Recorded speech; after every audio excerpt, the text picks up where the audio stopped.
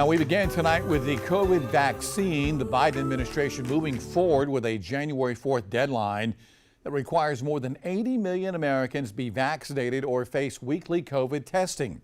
The move has some asking if such requirements have been ever done before. Kaylin Hagwood gives us a look back in time.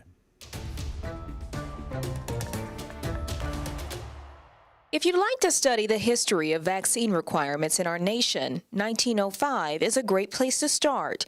It was a time when infectious diseases were the leading cause of death. Dr. Patricia Fable is a researcher at USC's College of Pharmacy. There was an individual from Massachusetts who was not getting the smallpox vaccine, and he went through the legal channels to attempt to get it overturned. At the time, smallpox, a contagious illness causing fever and a progressive skin rash, had been responsible for the death of millions. In an effort to curb the spread, the state of Massachusetts allowed health leaders to require the vaccine.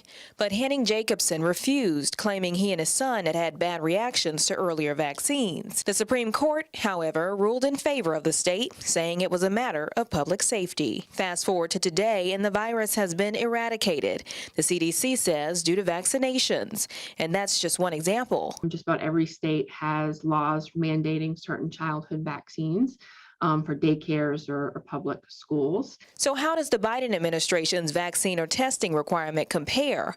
Our expert says that while states have implemented mandates in the past, it's unclear to her if the federal government has.